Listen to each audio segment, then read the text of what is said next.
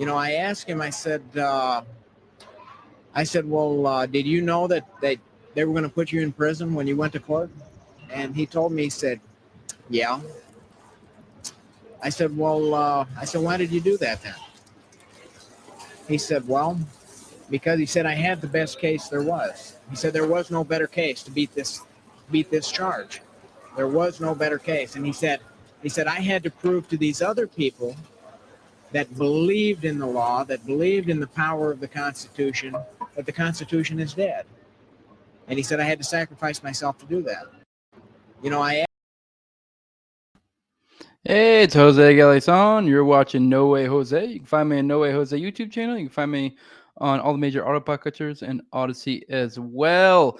Today, my guest is Ken Silva. That little clip you guys just saw was from a documentary on Gordon Kahl, which is, as you can guess, is going to be the subject for today. He kind of kicked off the Patriot movement, which if you guys have been following my channel, follow my OKC stuff, that is constantly referred to. So we'll kind of see where that started and kind of why it matters today, and just kind of go over the beats of the story with my buddy Ken Silva, great journalist. He just did a good piece on Strassmeyer recently, had a 3-hour interview with him. I thought that was pretty fucking dope. I do want to remind you guys, I have a piece on Kenneth Trentadue in Garrison that just came out in the most recent issue, so make sure you go out and get that magazine. I'll have the link in the video description when this goes public. I do want to remind you guys how this works. This one is one of the paywalled ones, and when I say paywalled, it goes public later. This one will probably go up a little bit sooner. That way we can, because one of the main points of this episode is it's about to be the 40th anniversary of Gordon Kahl's death. So because of that, we wanted to do something to kind of honor his memory, because he was kind of a libertarian hero, just an all-around badass. And so we want to honor his memory. But how this works is this: usually I'll record, and then it'll be a live stream for my patrons, and obviously they can watch it after the live stream later. And roughly about a week or so later, it goes up for the public. But if you want to be able to get access to that early stuff, it's patreon.com/NoWayJose2020. Lowest level is $2, highest level is $20. Like I said, with these, not all of them are paywalled. Most of them are. The vast majority of them. My 4 Pony Boys are. Every now and then I'll have a current events stuff that isn't. I'm about to have I believe I should have a Dave Smith sort of debate thing that'll go up next week. That will be a live stream. By the time you guys see this, it may actually, no, it won't already be out. This one should come out before it. So a little bit of a preview for that, I guess. But at the $20 level, it's my sponsors. My sponsors are Mikkel Thorpe of the Expat Money Show. Also, if Jeremy has an Etsy store, etsy.com/shop/raising liberty. Follow him on Twitter at Jeremy Rhymes. Also, my co-host on Tower Gang, Toad. You can follow him on Twitter at Tower Gang Toad. You can also check out the Tower Gang Show on YouTube, Rumble, all major auto podcatchers as well. Spotify, it's got video there. A lot of people like to watch it on Spotify. That's offensive comedy, so don't expect to get the same stuff here as you do over there. Different stuff, different strokes for different folks. So if that's not your thing, don't do it. Also have Zach Overacker at Zoverack on Twitter, then Mike Degalash, and then Lindsay, who she's covering OKC stuff over on TikTok. She just lost her account recently, but she's got a new one, Lindsay OKC, Lindsay with an E. Then also I got a new one, Matt. He wanted to say incognito, but he wanted me to say he's Matt, repping the 219. Raise hell, praise Dale. That's what he wanted me to. That's what he wanted me to say. That's what I'm doing. But yeah, patreon.com/NoWayJose2020. Make sure you get those Yeeky shirts at TopLobsta.com. Use Jose at checkout for 10% off. With that, enough of that grifting. Let's get Ken in here. What's up, bud? How you doing? Hey, not too bad. Thanks for having me on again. Oh, it's a pleasure. Always, anytime. You're doing the Lord's work out here. So, you came to me and you said you have the story. Like, okay, yeah, all right. I mean, it's not that too common. People come to me with an idea. Most time I just ignore them. But when it's you, okay, yeah. If you're coming to me, I trust it. So with that, we're covering Gordon Kahl. I played a little clip at the beginning. Yuri Kahl, who is still in prison to this day. He was supposed to have gotten out already, which I guess is kind of ties into why this matters, which we'll probably talk about later. But you want to go ahead and remind the audience who you are. I know you've been on a few times, but let them know who you are, what you do, why you matter. Sure. Yeah, I'm a reporter for HeadlineUSA.com. I also publish a lot of my articles for the Libertarian Institute. Done numerous reports on the Oklahoma City bombing. Like you said, I recently had the the pleasure, I guess you might say, of interviewing the notorious Andy Strassmeyer about his role in that whole fiasco. And that's pretty much my beat: right-wing extremism and its interaction with the federal government. Yep. I'm not gonna lie. I've been kicking around in my head a way to approach this because I was like, "That's such good stuff." That I'm like, God, how do I cover it? Because I kind of want to cover it, but I've also beat Strassmeyer and OKC stuff to death. But I'm like, I kind of like want to figure out a way to add that to the OKC playlist as well. I'm like, I'm trying to think of an angle. Just do like a Strassmeyer exclusive episode or something. I don't know. Maybe I can figure out a way to make it work, make it a little bit different than the way that me and Richard covered it. Because when we covered it, we were obviously more focused on like how it ties into OKC, which obviously if we did cover it, we would still probably touch it a little bit. But I guess in my head, I'm more formulating like what is his I guess not alibi, but what's his story and what is likely the reality. So maybe we'll have to do that later. I've been kicking that around. But yeah, great work. Glad to have you on here. So let's get into Gordon Kahl. Who the hell is this guy? Sure. So Gordon Kahl is a tax protester who was murdered by the federal government. The 40th year anniversary of this is going to be on Saturday, June 3rd. I think your listeners and viewers should be interested in this case, because he's a legitimate case of from the libertarian philosophy. He was a total victim, and I think borderline actual hero. People should look to this guy as like a really stand-up dude. But even more broadly, his death kind of sparked the Patriot movement, as you mentioned, this loose network of right-wing militias throughout the 80s, which sparked a counter reaction from the FBI. The FBI launched its PatCon operation in response to the militias, and this eventually, obviously, culminated with the Oklahoma City bombing. We'll get into some specifics. So after Gordon Kahl died on June 3rd, 1983, and we can get into more details about the controversies about what the FBI and U.S. Marshals did. It was just a month later that the Aryan nations had their annual World Congress, and this was the year the Aryan nations really blew up on the national spotlight because of the Gordon Kahl case. And because of a leader of the Aryan nations, or a leader of that movement named Louis Beam, he actually declared war on the federal government and had a bunch of people sign some kind of, phony, their version of the Declaration of Independence. I'll give you a quote from what Louis Beam said of that day. He said, "We are at war. We must pledge our blood for the new nation. There's nothing we won't do to bring about the new kingdom, the new nation." Now, Louis Beam is a really interesting guy because Richard Booth could probably explain this in more depth, but he's pretty closely tied to the Oklahoma City bombing itself. He coined the term, I think it was like leaderless resistance, where all these militias could work together without having a central hierarchy. And he's also tied to our friend Andy Strassmeyer, and Strassmeyer's buddy Dave Holloway. Both worked for Louis Beam at one point in Texas in the late 80s, right around the time PatCon was getting off the ground. So Louis Beam, he declares war. The Aryan nations, there was like this offshoot called the Order, which was a legitimate right-wing terrorist group.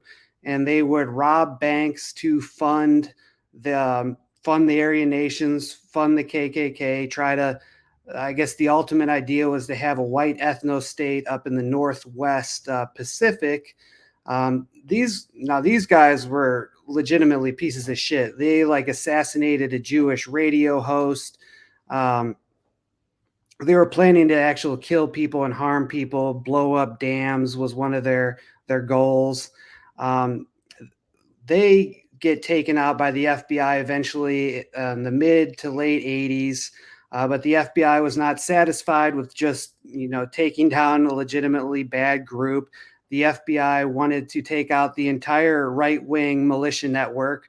And so they charged about I think 20 of them with sedition, which is relevant now with, the Proud Boys and Oath Keepers sedition trials.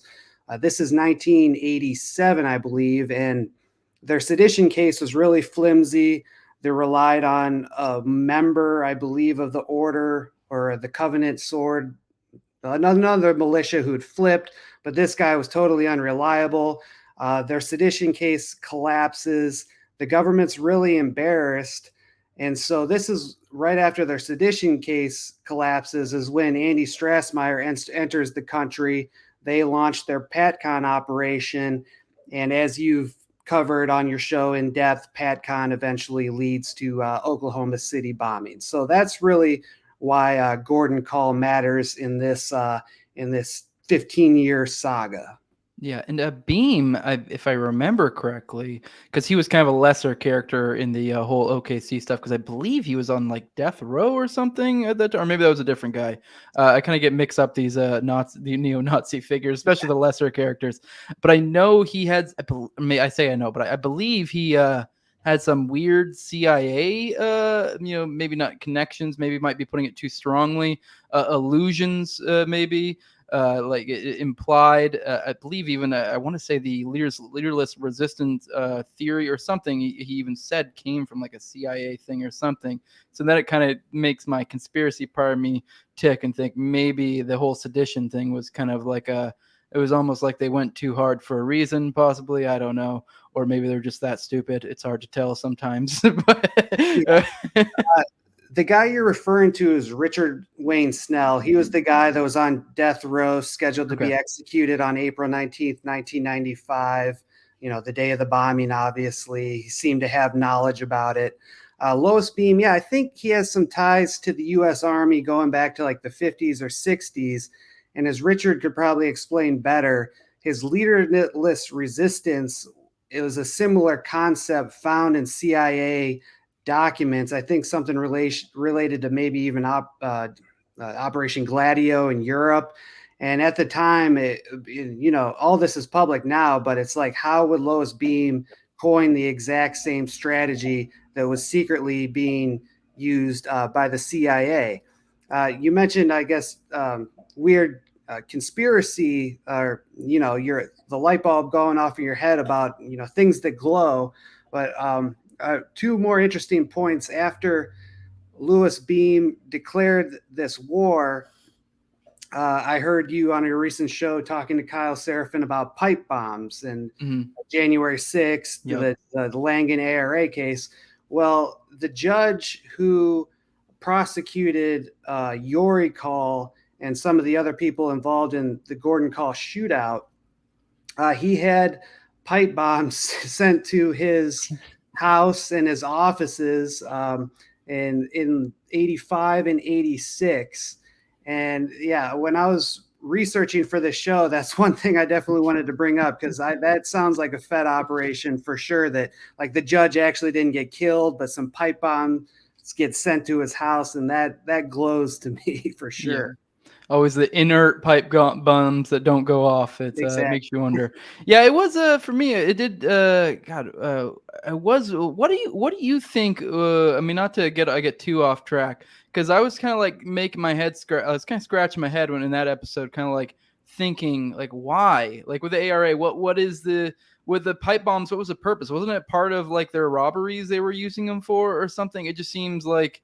What was the purpose of the pipe bombs there? Like, I understand the purpose with like the judge with like a January 6th, if we're being conspiratorial, like what would be the purpose? It's obviously, but I didn't really, for me, I'm kind of like draw the connection. The only connection was the pipe bomb, but I didn't understand the angle of like why, because obviously the ARA was likely, or at least heavily implied by John Matthews, was likely some sort of PatCon op, ARA.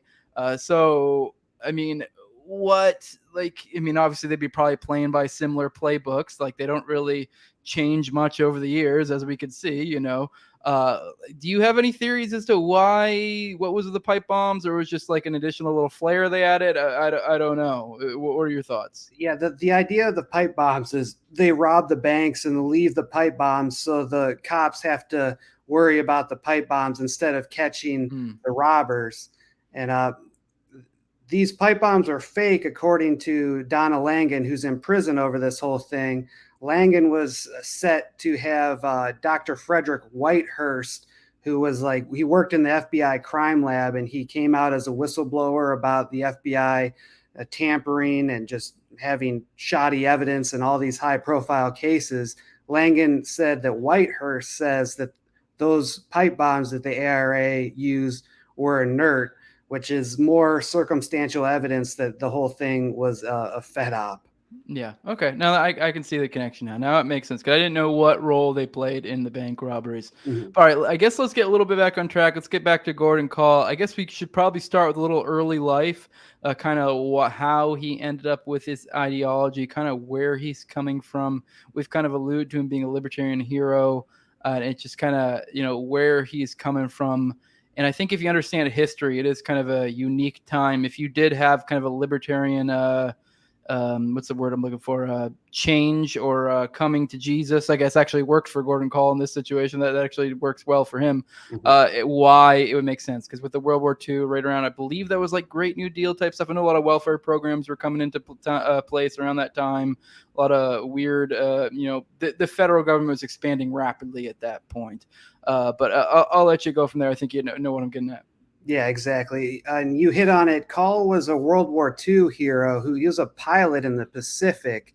And, the Pacific arena of World War II, those were the men, the man's men. They made the German war seem to pale in comparison.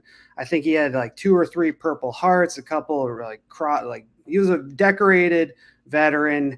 He even had an experience where he had to kill one of his buddies who was shooting at him because his friend thought he was a Jap. And Gordon didn't want to kill the American, but he was forced to shoot this guy down out of self-defense.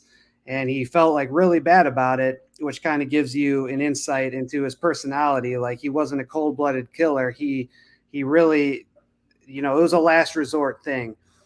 In any event, he comes home from the war, and he gets the sense that what he was told, that he was fighting for freedom, was total bullshit. I think in that documentary, Death and Taxes, he even was talking in the 60s about how FDR knew that, or would provoke the Japanese people into attacking Pearl Harbor. I mean, that's pretty based right there in the 60s. He's deep into conspiracy theories already. And I think the breaking point was when he realized that the income taxes were funding expanded abortion, which went again against his deeply seated religious beliefs. So in 1969, he writes a letter to the IRS saying, "I'm no longer doing any business with you guys. You are the tithe collectors for the synagogue of Satan," which I love that line. And he told them to fuck off. And they did for a while. They didn't actually bother Gordon after he told them this in an open letter. It wasn't until I think 1976 he goes on television with other tax protesters and starts preaching the gospel of tax resistance, saying this is a plank of the Communist Manifesto. It's satanic. We can't be funding the people who want to destroy us. And now when you have this guy on TV as possibly some kind of public figure is when the U.S. government really takes an interest to him. So it wasn't long after that he gets indicted, I think, for failing. He didn't even owe money, by the way. He just didn't file. And so he gets indicted. He gets sent to jail for a year for not filing his income tax. And in jail, now this is key to the later story, he suffers 2 heart attacks, and another buddy who was on TV also suffered a heart attack, and that guy died. Gordon survived, but he believed that the government poisoned him to induce the heart attacks to kill him and his friend. And after that, he said, "I'm never going back to prison again, no matter what." Norman Pearl much? And whether or not this is true, the important thing is Gordon Kahl believed this to be true. So after he gets out of jail, he's on probation, and he doesn't even believe he was justly convicted. So he's ignoring his, probation requirements, and so another warrant is put out for his arrest for, or not probation, parole. Sorry, a parole violation. And this warrant is outstanding for maybe 2 or 3 years until 1983, when the U.S. Marshals decide, for whatever reason, that they need to get this guy. It's urgent. And so that's when the shootout is about to happen. Then we can get into that now, or if you have any questions, we can pause for a bit. One question, I guess, I wanted to get. It seems you've dug a little bit more, obviously, than just the documentary. I mean, honestly, that's about as deep as I've been able to dig. But one point they brought up a few times, I'm kind of wondering. I'm assuming there's probably some credence to this. But the point that they smeared him with throughout in that kind of rough group is they were kind of alluding to they were like essentially racist, neo-Nazis, whatever. What are your thoughts on that? Were there any truth to that? Because I would assume, a group of hillbillies are kind of getting together saying, we're not paying tax together. Yeah, there's probably going to be some bad elements in there that may have some silly ideas. And I don't know. I mean, you got to think we're in a different time nowadays. So I don't know. In a small country town, if they're like, I don't know, we want to keep the Mexicans out or whatever, you're like, okay, whatever. Like, who cares? But like, what are your thoughts on that? Are there anything to that? Is that anything that, do you feel that actually reflects Gordon in any way or not really? Well, yeah, I'm glad you did mention that, because we are treating this guy as a hero. I do think he is a hero, but people are complicated. I mean, he did believe in that Christian identity bullshit. He believed in Zog. Christian identity is the idea that white people from England and Northern Europe are like the true Israelites, and the Jewish people are the spawns of Satan and the fake Israelites. And black people are like, I think they were some strands of Christian identity refers to them. I think they descended. He might believe they descended from Ham, because I used to be. I was very conservative Christian growing up, and I remember hearing that thing growing up. Because if anyone remembers, Noah had multiple sons, and one of them was cursed, the son Ham. And there are some strains of Christian belief that believe like, certain races or whatever are descendants of Ham, and that's why they've had it so shitty. And they may even attach other racist ideology to it. But that might be where you're going with that. Yeah, that sounds right. And he was a legitimate racist. Actually, I think on the day of the shootout, they were having an argument. They wanted to set up some kind of county posse comitatus, and the argument was like, well, is this ideological or is it race-based? Gordon was saying, hey, no blacks allowed in here, and some other people disagreed with that. But I will mention that, like, while these were his political and religious beliefs, he was a bro. Like, he had black friends, he had Latino friends. He would farm in North Dakota in the summertime, and then because he didn't make much money, again, he didn't owe the IRS shit because he didn't make anything. He was an oil worker in the summer, and that's when he worked with a bunch of Mexicans and black people. And by the accounts I've read, he'd give the shirt off your back. He just had deep-seated religious and political views. So he was never any threat to minorities. He didn't want to persecute them. He believed what he believed, and he wanted to be left alone. Yeah, which, I mean, that's where it breaks some people's brains when you get into stuff like this, because we've gotten so accustomed to when you hear the word racist, we're supposed to go, oh, like, okay, well, if this guy's a racist, but, I'm of the opinion that if you're racist, but you in no way intend any harm upon anyone, who cares? I definitely agree. Yeah, it's like, I don't know, whatever. Everyone's probably had some family member that has some silly ideas, but they're not out there doing anything with them. I mean, especially with him, he wasn't advocating any sort of political movements. So if you're looking at a libertarian society or an anarchist society, if you're a racist, it's kind of like, who cares? Like, I mean, they're not trying to use a government against you. And if they're not trying to personally use any violence against you, I don't know, maybe you just won't be friends. Exactly.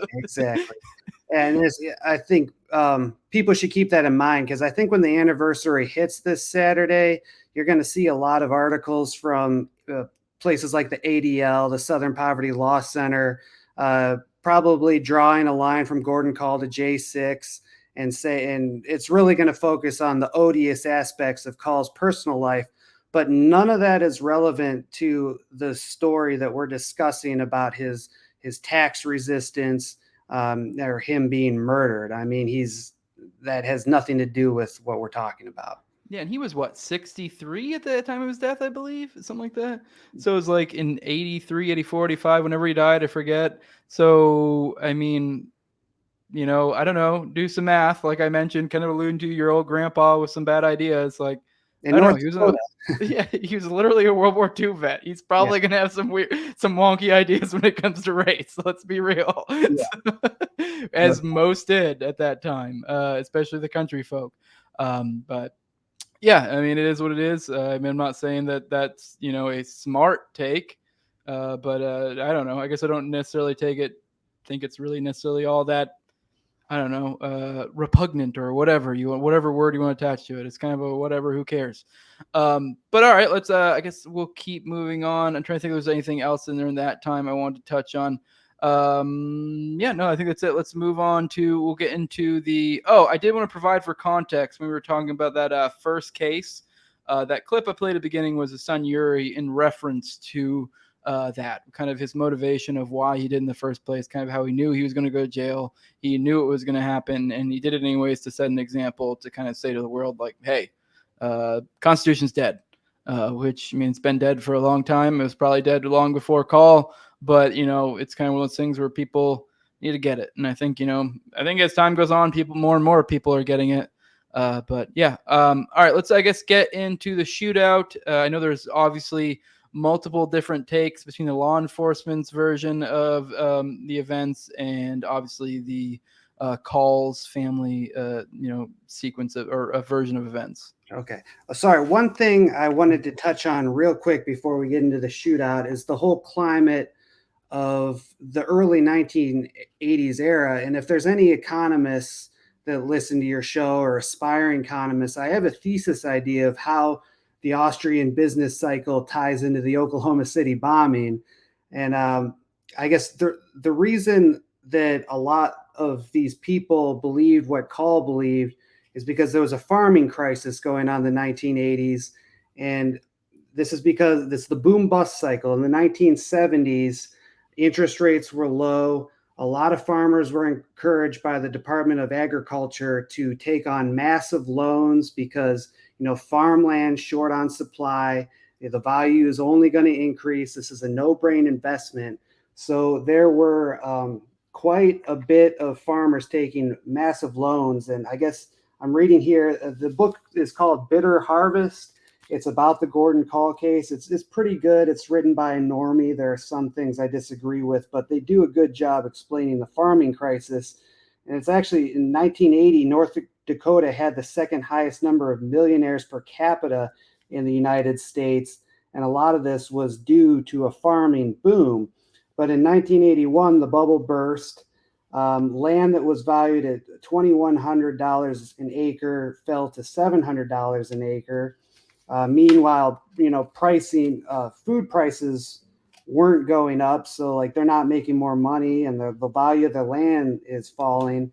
And at one point in 1983, the year of the shootout, there were 3 farms closing in North Dakota per day. And that's North Dakota. It's a really small state. So this was absolutely devastating to the community. And for these manly men, losing a farm is the most embarrassing, terrible thing that could ever happen. You're not only losing your job, you're losing your house. there was like a epidemic of suicides, spousal abuse, abusing kids, and a lot of people were turning, looking for answers, and that's why a lot of these people ended up in militias. They ended up in extremist movements and things like that. Yeah, So I which just, sorry, yeah. go ahead. Keep Oh, I going. just wanted to, kind of describe the climate and why people might be willing to get into shootouts with the government. Like, it was a pretty desperate time. Yeah, you bring up a good point, and I guess it reminds me of something. I mean, obviously he wasn't thriving because, as we alluded to, he kind of sort of didn't even really owe them any taxes because he didn't really make enough for that. But he seemed to be one of the few people that kind of was getting by because of the fact that he was turning, and he, at least he attributed it in his, or at least his wife attributed to the fact that they weren't taking those loans, because those loans kind of. It's my understanding that those kind of hemmed you up to where you had to abide by certain rules and you produce certain produce or whatever the rules were at the time. Whereas he didn't have those. He didn't take the free government money. And because of that, he was able to operate a little bit more flexibly. And I think was able to kind of scrape by as opposed to many of the other people who didn't. And he had a large family and, seemed to somehow get by. He was kind of a old school agorist, if you will, I guess. I guess he's more of a sovereign citizen, but still same idea, roughly, sort of. There's a little bit of a distinction, but usually the agorists don't go as nuts about it as Gordon does and flaunt it about. But but yeah, same idea. So yeah, I think there's something to that. The economic take there might be something to be said there. It definitely is an interesting things to be drawn from there for sure. But I guess let's go ahead and get into the shootout. Kind of. I guess we'll have to dissect the different takes and kind of what happened, because it is really just, I guess, who you believe and kind of what evidence you want to take. And yeah, it's a very murky case, and we still don't know exactly what happened. It depends who you ask. But we do know that so the Kahls, the entire family, were actually at a meeting earlier that day about the farming crisis, and somebody, according to Gordon Kahl, tipped him off that the U.S. Marshals were planning to ambush him.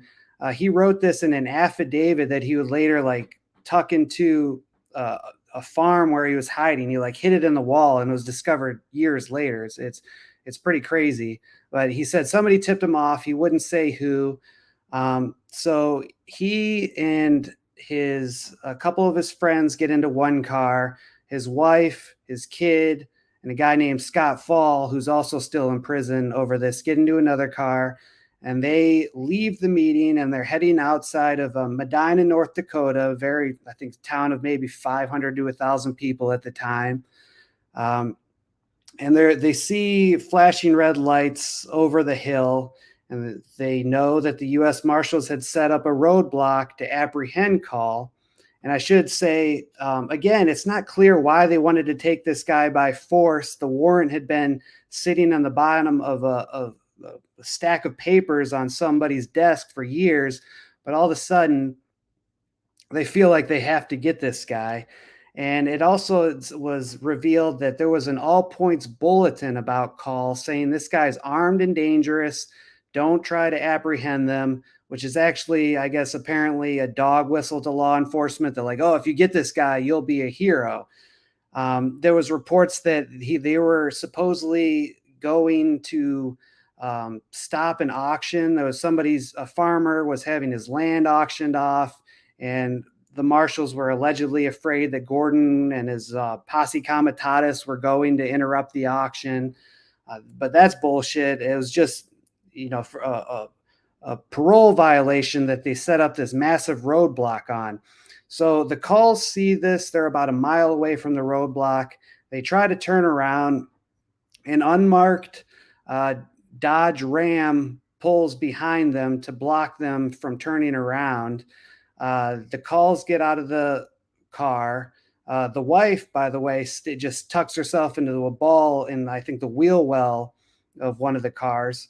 And an armed standoff ensues. Yori Kahl, the son, Scott Fall, and Gordon Kahl all have, I I think mini 14s, like kind of hunting rifles. They use 223 ammunition. I guess you're probably more knowledgeable about that. I guess like kind of like an AR-15, but more old school. U.S. Marshals and local police steadily, more and more are arriving. I think about 8 or 9 minutes passes. The tensions are high. And I think somebody might have smacked, like there was a sound that almost was like a gunshot. And nobody knows who shot first, but a shootout ensues. Yori, the son, gets hit twice. And then, according to Gordon, he's the one that took out 2 marshals, injured a local cop. And that was basically the shootout in a nutshell. There's a lot of dispute and controversy about who shot first, who killed who. Some people claim that Scott Fall took a shotgun, and after one of the guys was already wounded, point blank, shot him in the head and like exploded his skull, which would be pretty heinous. In any event, after that, Gordon Kahl, they take his son Yori and a couple other people to the local hospital, and then Kahl escapes, and he's out on the lam. And that's it in a nutshell. Yeah, the Scott Fall thing, they found that to be bullshit, though, in court. And they, I mean, he still obviously ended up getting in lots of trouble, but I believe the execution thing, if I remember correctly, they said they kind of showed that to be complete, like, at least they didn't find enough evidence to convict on that specific aspect of it, I believe, if I recall correctly. That's right. Yeah, was, him and Yori were acquitted of first-degree murder. They're still convicted of second-degree murder. But yeah, that's right. The shotgun story was debunked during the trial. Yeah, and I believe the officers and the marshals were all in plain clothes, or at least some of them were. I believe there was contention between how they announced themselves and such. I guess according to the Kahl's account of it, it was a lot more just kind of like, get in the ground, we're gonna fucking kill you kind of thing, and not even like a hey, we're cops, whatever. But obviously they, portrayed it as the professional way you're supposed to go about it. I mean, so what is your rough take on that? What are your speculations? Do you have any strong, or you just really you can't even sift through the information? I'm still trying to sift through the information to make an assessment. As far as who shot first, I guess it should be noted that doesn't really matter, because if you pull your gun on a cop and point it at him, they have every right legally to blow you away. So even if Yori didn't shoot first, he could still be convicted of murder, because you can't pull your weapon on an officer of the law.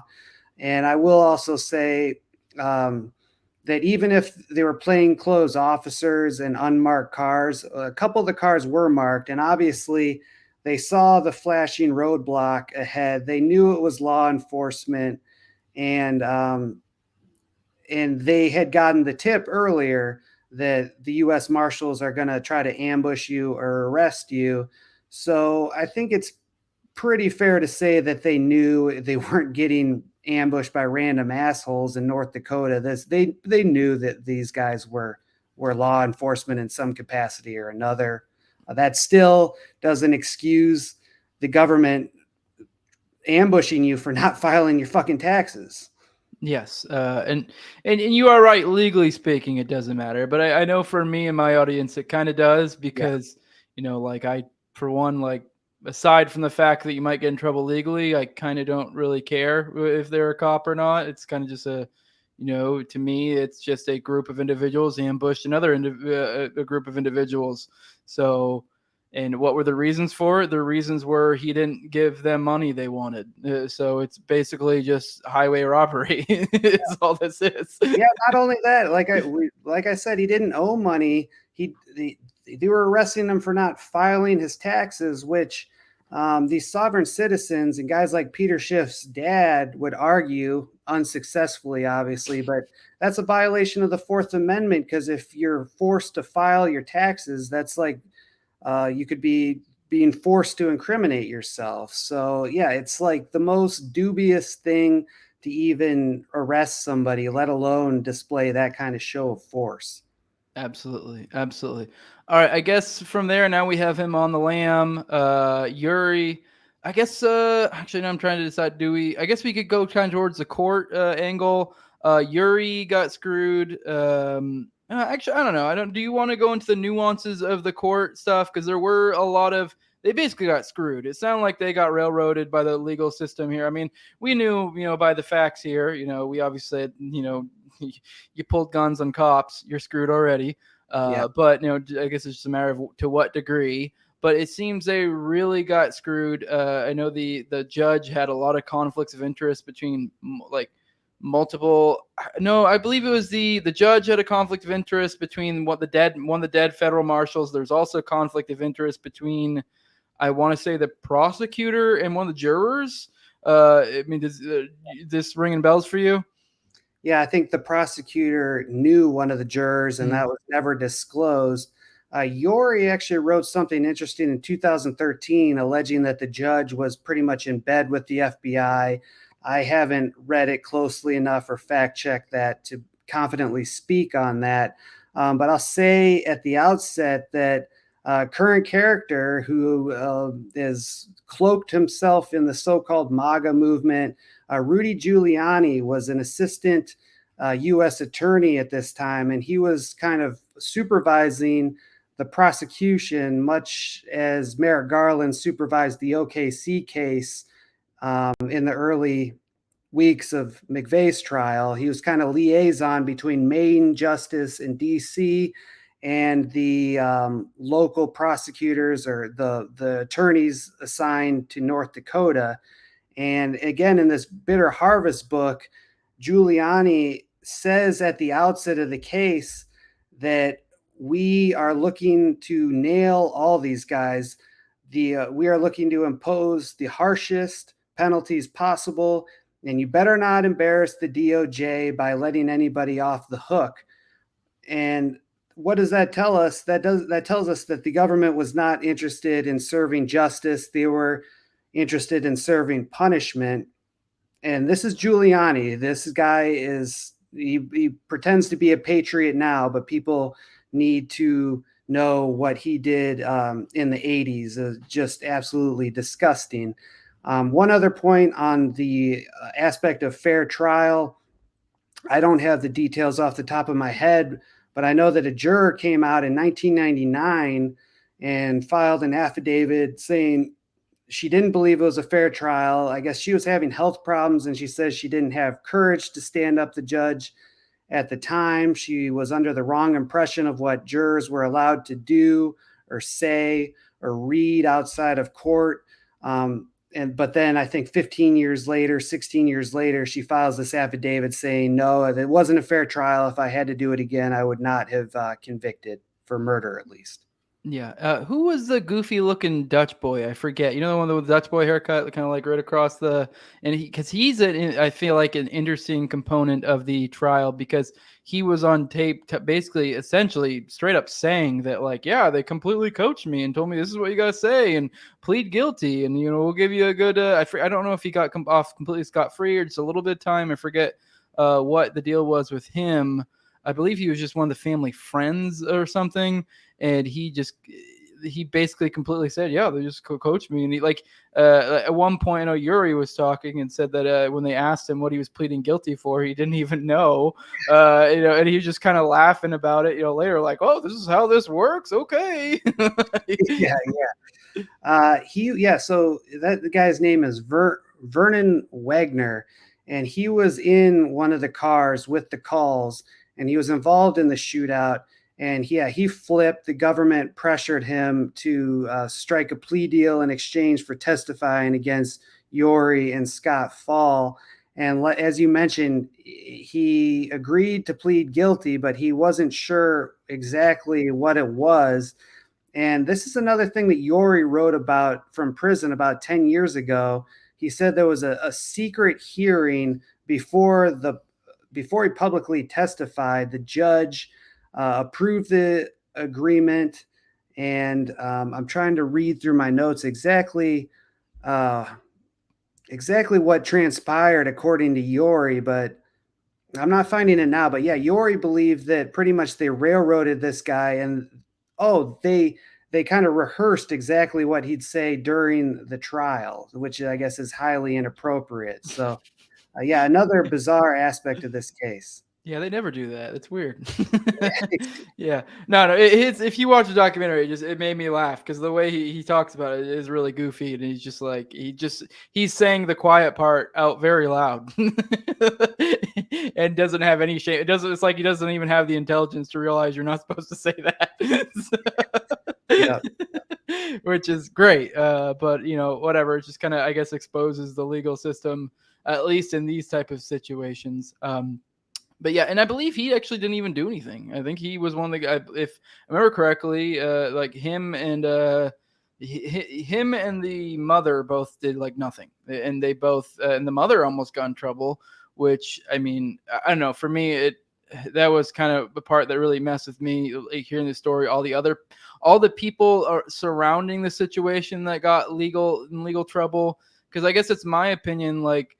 I guess I get it. Technically, it's against the law, but like if you really think about it, like if you don't agree with someone, in some criminal charge, and you let them live in your house or hide or whatever, like what's the victim here? You obviously disagree. So like I don't know. From a libertarian theory perspective, it's kind of just fucking retarded, really. I guess. Like I don't know. I find it like pretty disgusting, especially when we're talking about something like family.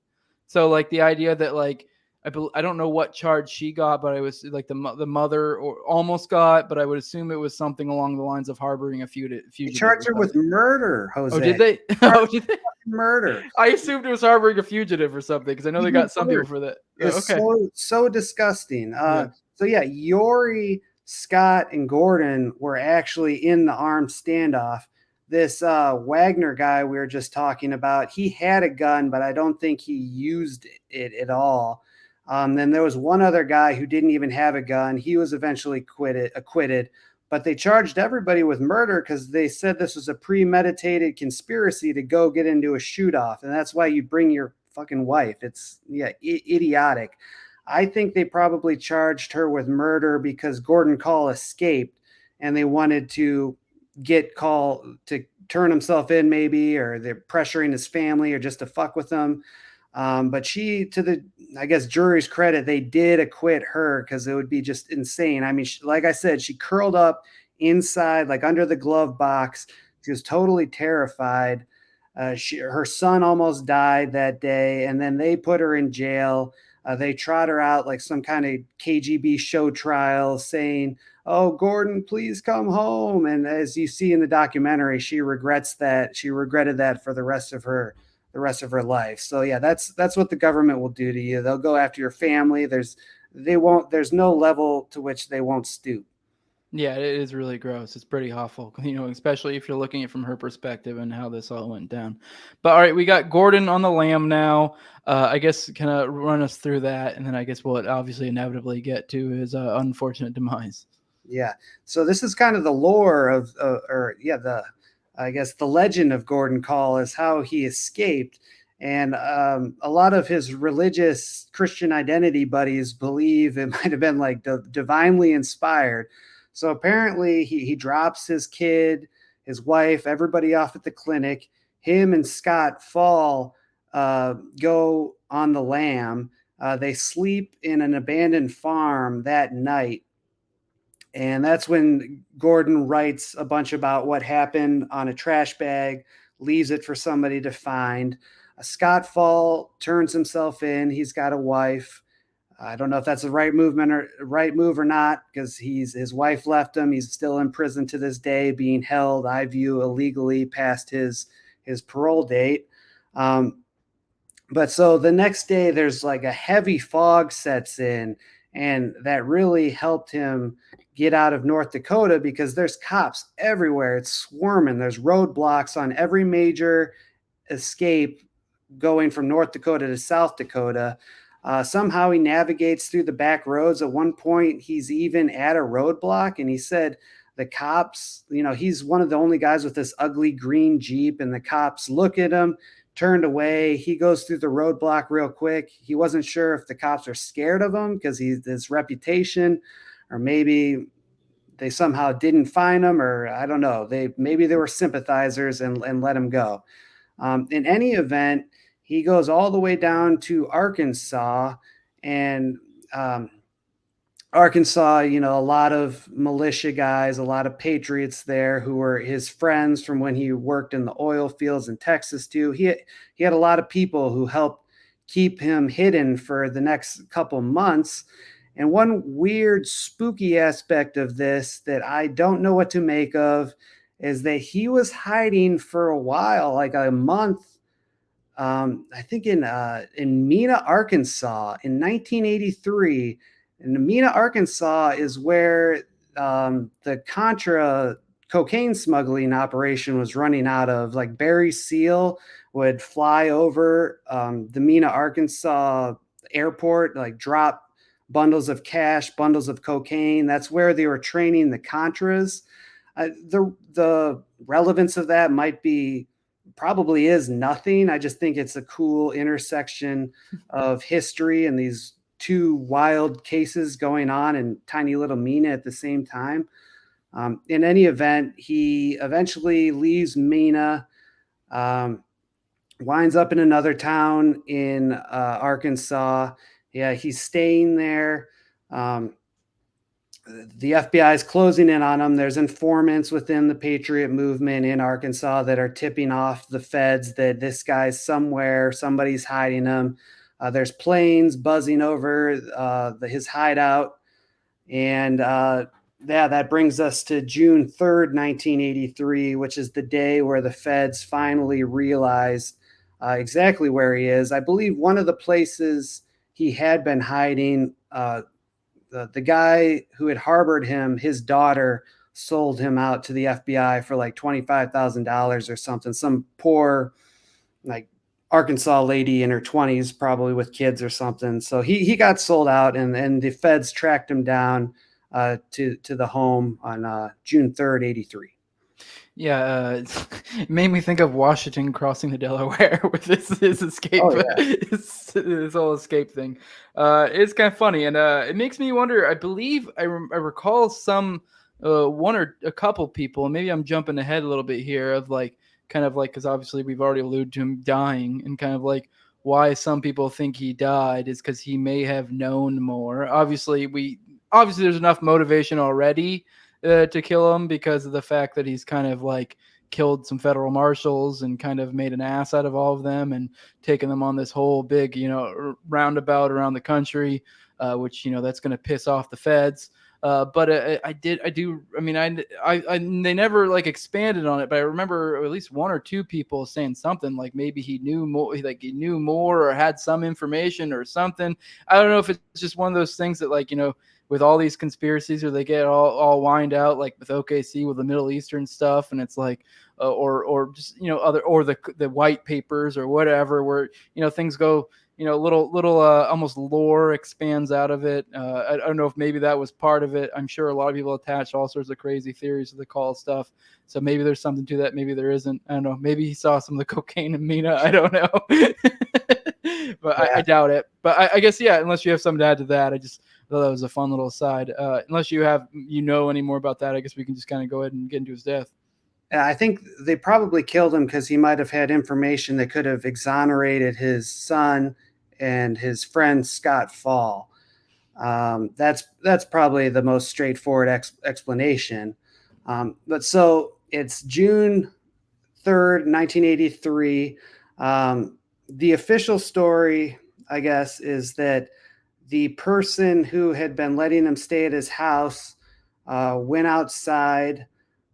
He was going to go fishing or something, and then he's driving out of his property, and the FBI is coming in to set up a siege, I guess, on the house.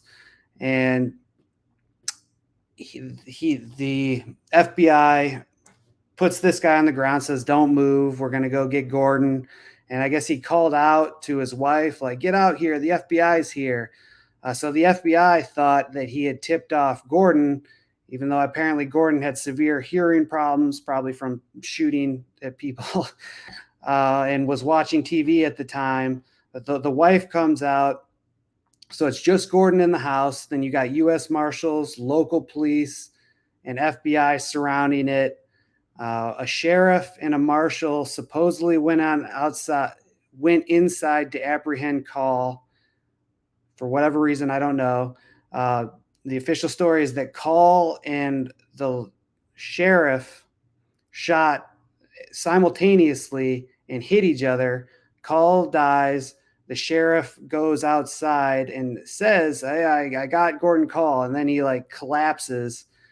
And this is where the official story doesn't make any sense to me, because if the sheriff just told you that he killed Gordon Kahl, why would they do what they're about to do, which is fire thousands and thousands of rounds of ammunition into the house?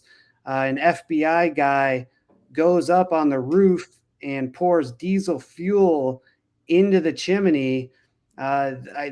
They claim that they were afraid that there was a secret network of bunkers or tunnels underneath the house that Gordon might have been hiding in, so they needed to smoke him out. They're just pouring ammunition into the house for like the next hour. They even called Governor Bill Clinton at the time to get more ammunition. They ordered like 8,000 rounds, had it delivered, kept firing. They wanted a gunboat, which I don't know exactly what that means, if they meant a helicopter or some kind of armored vehicle. Bill Clinton denied that request. I think they wanted to actually, along with setting fire to the place as they did, they probably wanted to demolish it totally, like Waco, to destroy all the evidence. But for whatever reason, Clinton actually denied that request. So we still have a concrete shell of the building, which is where evidence was later found that calls into question this official story. Kind of makes you wonder if they were kind of trying to, I don't know, stage it to make it seem like something else than what it ended up being, and it kind of something fell through. Because it reminds me, I mentioned the Middle Eastern angle of OKC. It's kind of my opinion that I believe that likely, obviously I'm not asserting this. If anyone's trying to, hold me to my words here, just kind of my speculation is that the Middle Eastern angle was likely spooks trying to, maybe get the ball rolling on the terror wars a little bit early. And I think maybe some pieces fell through and it didn't work out the way they wanted to. And then they had to, throw together whatever their story ended up being and ended up being something else, but that's kind of the vibe I get. It kind of makes, I get that same feeling from this, because it just doesn't make any fucking sense. Like how are you going to sell the story? If anything, it sounds to me like they're going to maybe later try to make it sound like, oh, he had him and a few other hooligans and, and they're all dead now and we can't identify their bodies and they're all burnt and, they're all ashes. So, just take our word for it kind of deal. That's kind of the vibe I get.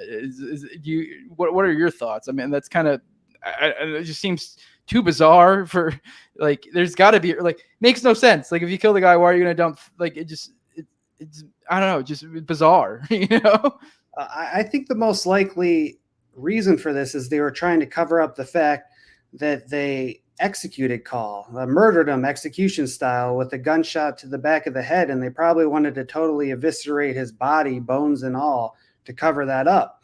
Now, why do we think that the FBI and the U.S. Marshals murdered him, along with the fact that, like I mentioned, there's a gunshot to the back of his head?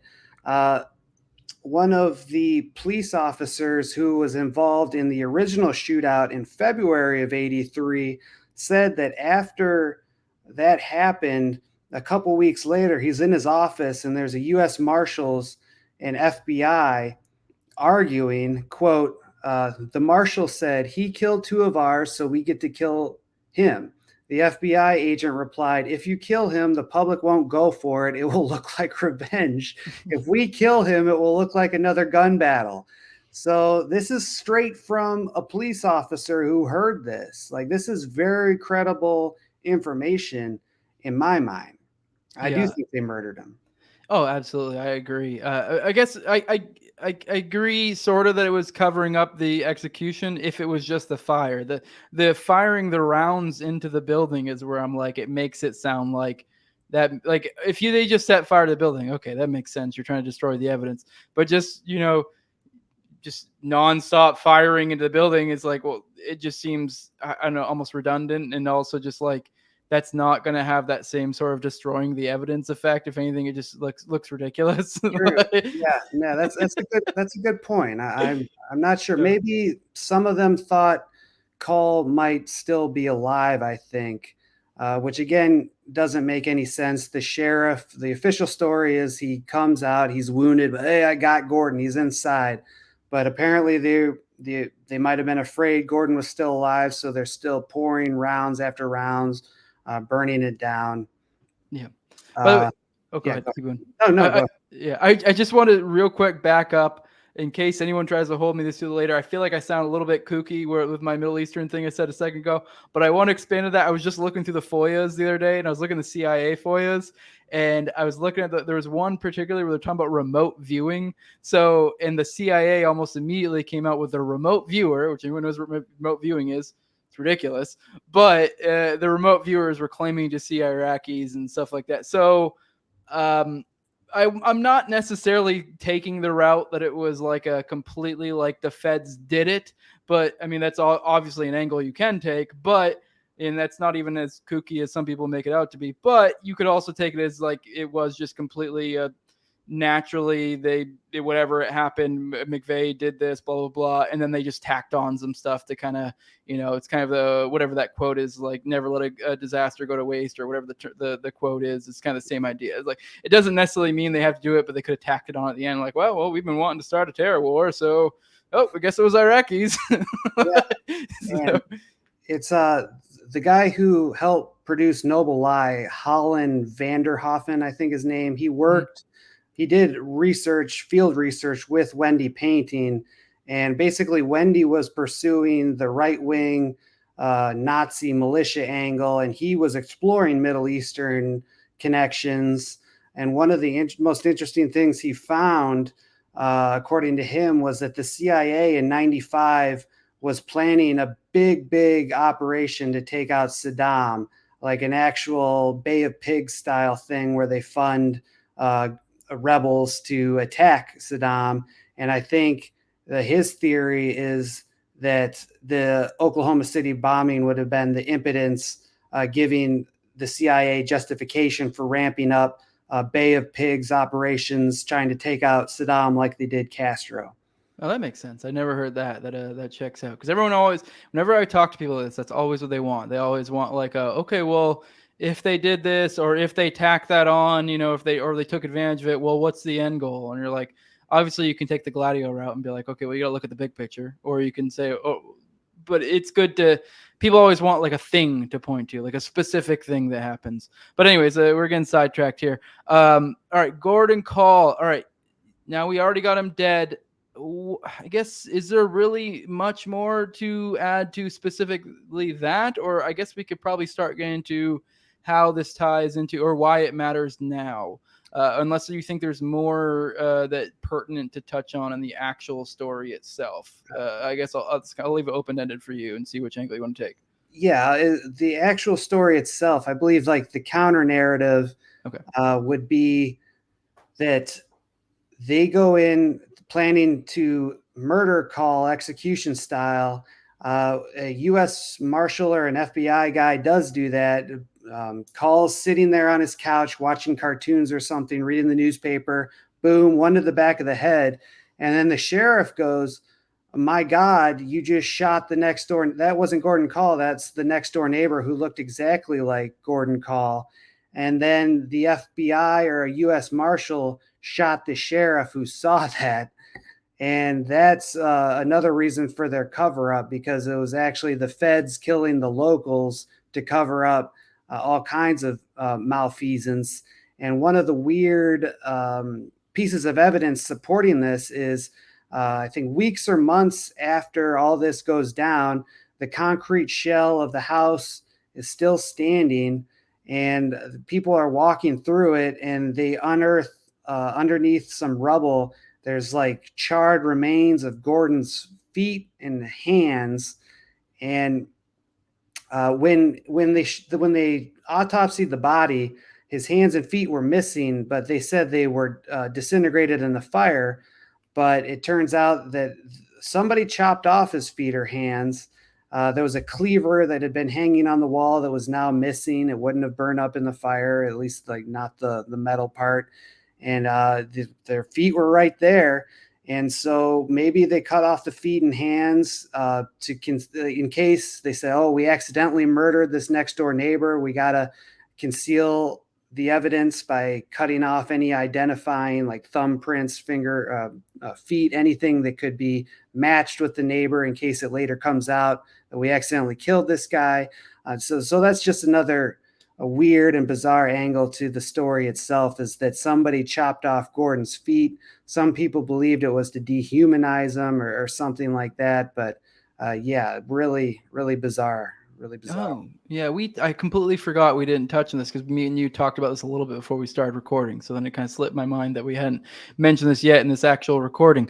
It does make you kind of wonder what happened there. It kind of makes me think of because it kind of reminds me of like Osama bin Laden, kind of how how we just magically killed him and then we don't know body kind of deal. And it's like, well, did you did he already die some other time? Did you kill him somewhere else? Because it's like obviously you would assume that he's or is he hiding somewhere? You would think they'd probably take care of that loose end. I'm of the opinion he either died before, or they likely killed him, or they're telling the truth. One of those three things.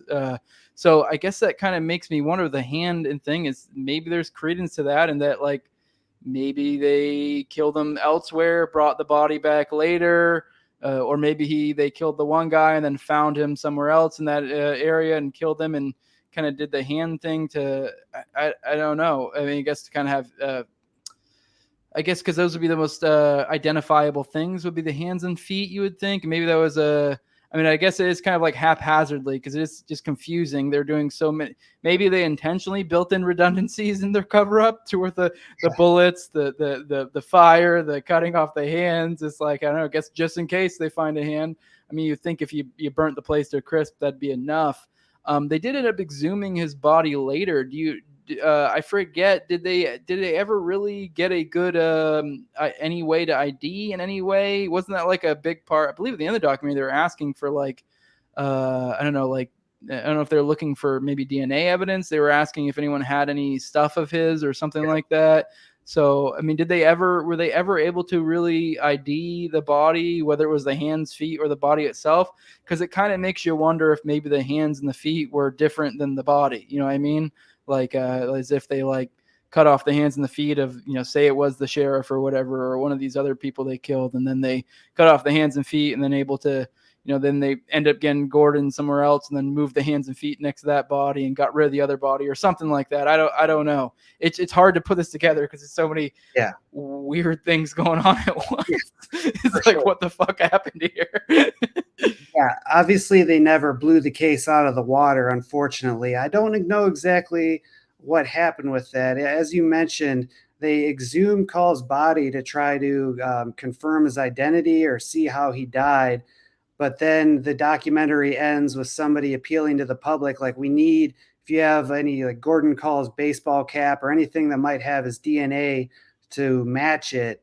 And I don't know exactly what happened to that. One other conspiracy theory thing that I just want to add, it doesn't directly relate to what you were just talking about, but the guy who did the initial autopsy was the Arkansas state coroner, I want to say. And he's the same guy who ruled, again, he's working for Bill Clinton, and he ruled all these Clinton so-called suicides. He was the guy who filled out the report saying, yep, Bill's buddy, that was suicide. That was also suicide, also suicide. Yep. So this guy is corrupt as hell, and you cannot rely on his initial assessment of Gordon Kahl or just about anything else, in my opinion. I forget his name, but he's a pretty, for the Clinton conspiracists out there, he's pretty well known.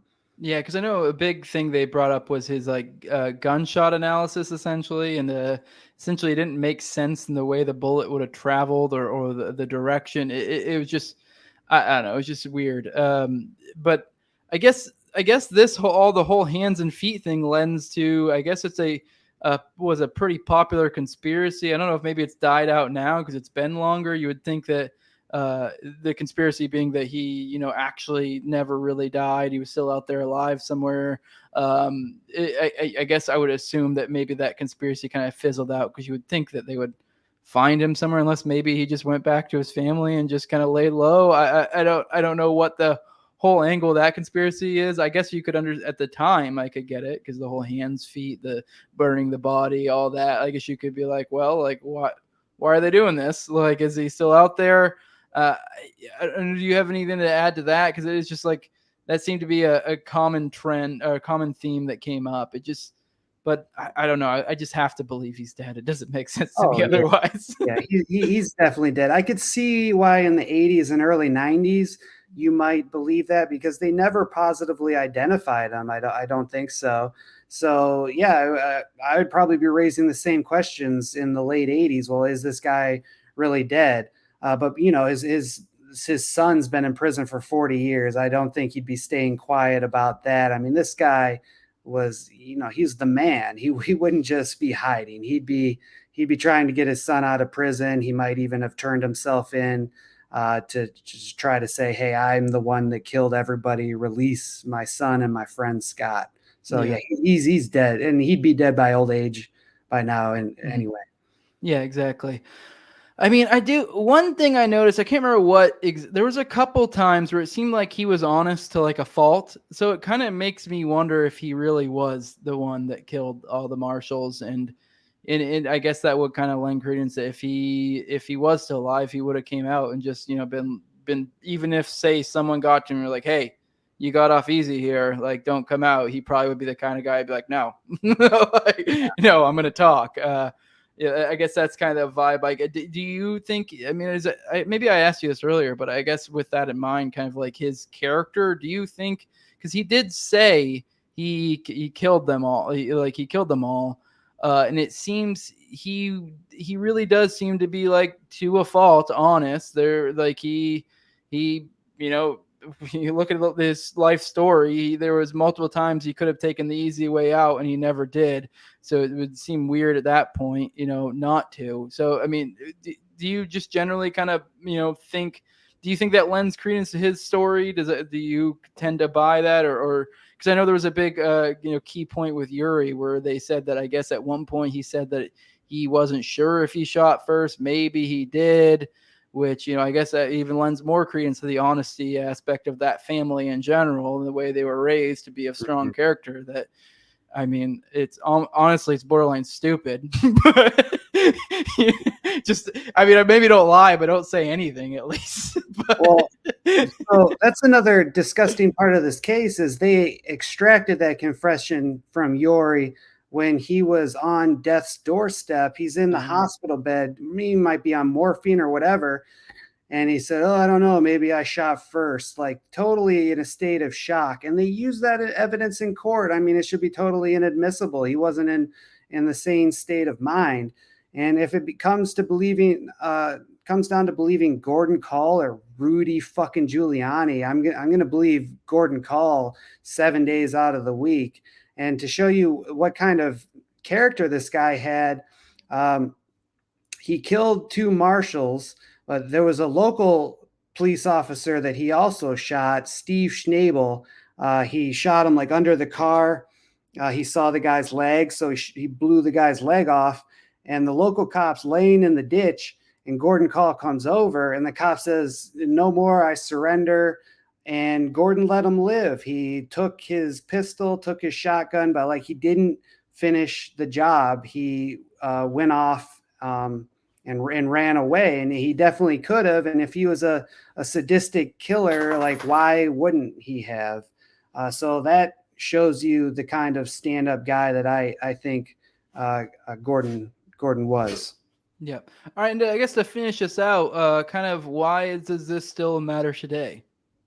Well, we still got 2 guys in prison, and they're being held past their presumptive release date, and they still hate the feds, man. I think I would like to talk to these guys. Like, they're still badass.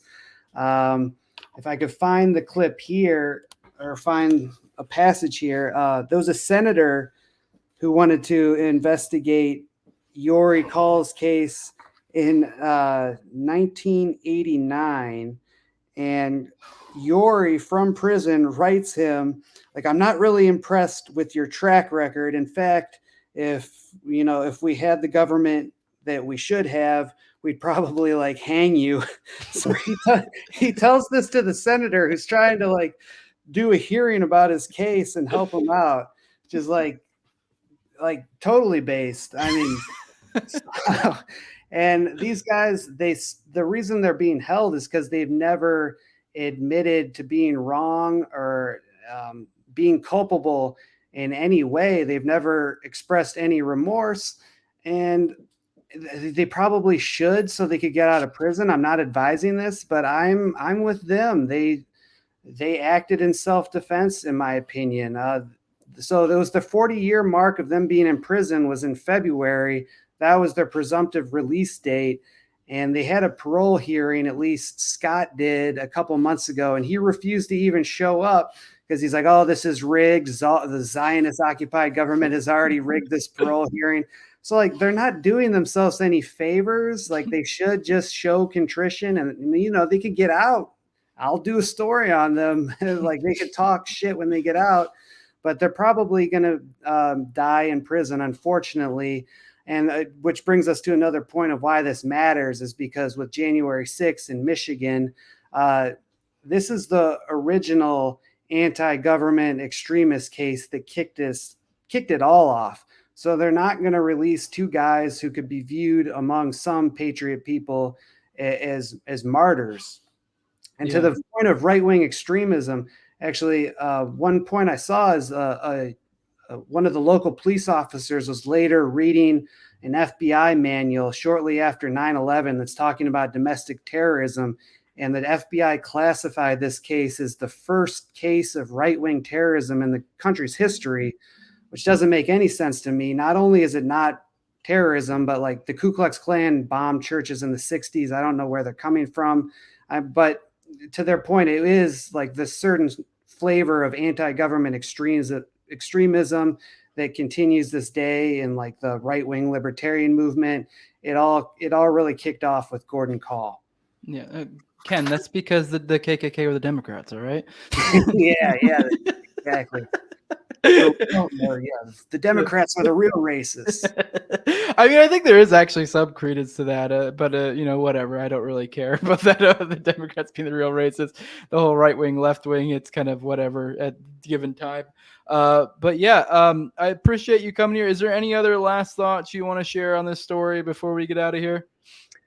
Just a warning that this is like, so again, we're framing this in the aspect that Gordon Kahl and Yori Kahl and Scott Fall were victims and even, I think, libertarian heroes in a way. This is not advice to anybody. This is not a blueprint to follow.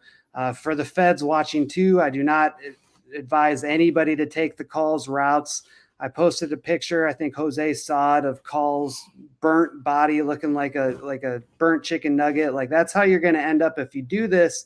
And also, he really didn't do the movement any favors because after the Kahl case is when the FBI started infiltrating all these militias big time, and it ultimately led to the Oklahoma City bombing. So stay peaceful.